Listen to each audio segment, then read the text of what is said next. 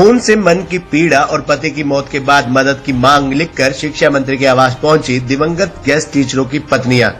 शिक्षा मंत्री बोले, मुख्यमंत्री से बात कर हर संभव मदद दिलाने का करेंगे प्रयास।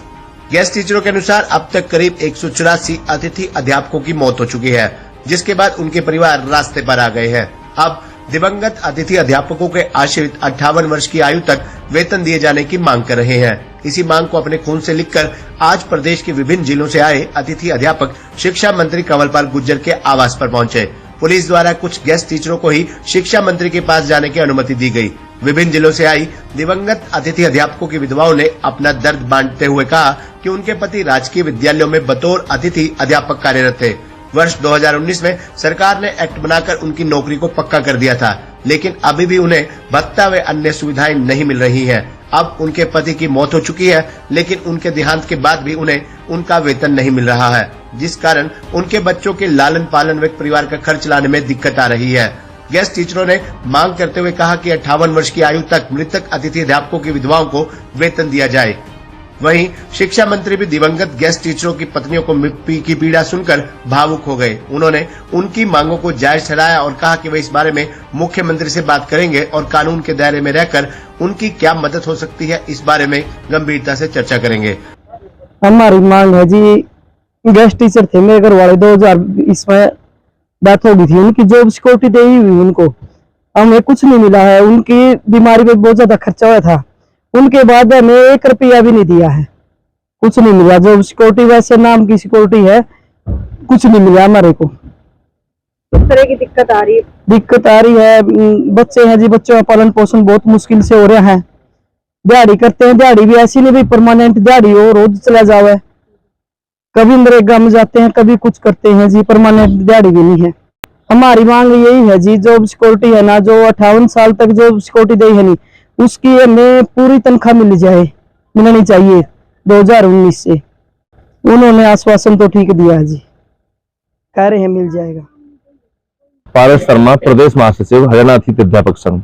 2006 में हरियाणा सरकार के सरकारी स्कूलों में गेस्ट टीचरों को मेरिट बनाकर सारे उन मानदंडों की अनुपालना करते हुए जो रेगुलर टीचर के होते हैं हमें लगाया गया। लेकिन हमें जो सैलरी दी जाती थी वो दिहाड़ी आधार पर दी जाती थी। 2009 में हमें फिक्स किया गया और 2019 में हमारी सेवाओं को कंफर्म कर दिया गया कि 58 साल तक आप सेवाओं में बने रहेंगे और आपकी सैलरी साल में 2 बार बढ़ती रहेगी। लेकिन हमारे परिवारों के बारे में सरकार ने कुछ नहीं सोचा। लगातार हमारे साथी, लगभग 184 साथी, जेंट्स साथी एक्सपायर हो चुके हैं और लगभग 19 के आसपास महिलाएं हमारी गेस्ट टीचर एक्सपायर हो चुकी हैं, जिनकी अधिकतर की मौत बीमारी से हुई है, क्योंकि हमें कोई भी किसी तरह का मेडिकल नहीं मिलता और हर वक्त गेस्ट टीचर तनाव में रहता है, क्योंकि उन्हें 1/3 सैलरी गेस्ट टीचर में दी जाती है। तो उसी का परिणाम ये रहा कि 184 गेस्ट टीचरों की मौत हुई। और उसके बाद आप देखिए कितने छोटे छोटे मासूम बच्चे हैं, तो उनके बाद इनका जो जीवन है वो मुहाल हो गया है और इनको दिहाड़ी पर काम करना पड़ रहा है। तो हमारी सरकार से डिमांड ये है कि यदि हमारी सेवाओं को 58 साल तक कंफर्म कर दिया गया, पक्का कर दिया गया है, तो इनके डिपेंडेंट को, आश्रितों को 58 साल तक वो सैलरी दी जाए जो इनके पतियों को मिल रही थी। माननीय शिक्षा मंत्री जी ने कहा है कि इसके बारे में मैं खुद डिसीजन नहीं ले सकता, मैं मुख्यमंत्री जी से मंगलवार को आपकी बात रखूंगा और बहुत जल्दी आपको मैं मुख्यमंत्री जी से मिलवाने का प्रयास करूंगा। मेरा नाम सुदेश कुमारी है, मैं खेड़ी सिंबल वाली से हूँ, डिस्ट्रिक्ट कैथल। और मेरे हस्बैंड की मृत्यु 31 अगस्त को हुई है, 2015 में हुई है। वो सरप्लस दिखा दिए थे, जून में हटा दिए थे और नवंबर को उनको वापस भी ले लिया था। तो मेरे को 3 लाख भी रुपए नहीं मिले हैं अभी तक। मैं DSC के मतलब कई बार जा चुकी हूँ, उन्होंने मेरे को जैसे कर रखे हैं, उनको भी ये सरप्लस हैं, इनको ऑन ड्यूटी नहीं दिखाया गया। ये नवंबर में वापस भी ले लिए थे और अगस्त में उनकी डेथ हो गई थी। तो फिर मैडम हमारा क्या कसूर है भाई, हम मतलब क्या करें? घर चलाने के लिए तो मेहनत मजदूरी करना पड़ता है मैडम। बच्चे बड़े होने लग रहे हैं, 7-8 साल हो गए मैडम, ऐसे मेहनत मजदूरी करके काम चला रहे हैं मैडम। देखिए, ये कुछ ऐसी महिलाएं हैं जिनके पति की किसी वजह से डेथ है, तो उनका पैकेज जिस प्रकार से जो पक्के कर्मचारी हैं उनको जिस प्रकार की सुविधा मिलती है कि इस प्रकार की डेथ होने के बाद उनके परिवार को उनकी पूरी जो तनख्वाह है वो मिलती रहती है, उसी प्रकार ये चाहते हैं कि उनको भी मिलनी चाहिए।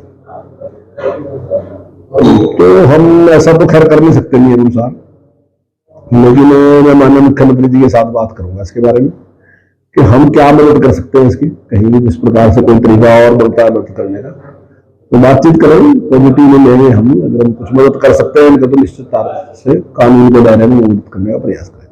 ये देखिए इस प्रकार की कोई बात नहीं, वो कुछ इन लोगों की और बातें थी, इन्हें रूल बनाने की बात थी, ग्रेजुएटी की बात थी, मेडिकल की बात थी, 4 मांगे इस प्रकार की उन्होंने रखी थी। मांगे तो ज्यादा रखी थी लेकिन 4 पे हमारी सहमति हुई थी। वो फाइल जो है इस टाइम एफडी में है, तो उसका भी हम प्रयास कर रहे हैं, जल्दी से जल्दी अभी हम इम्प्लीमेंट कर सकते हैं। खबरनामा हरियाणा के लिए यमुनानगर से सुमित ओबराय की रिपोर्ट।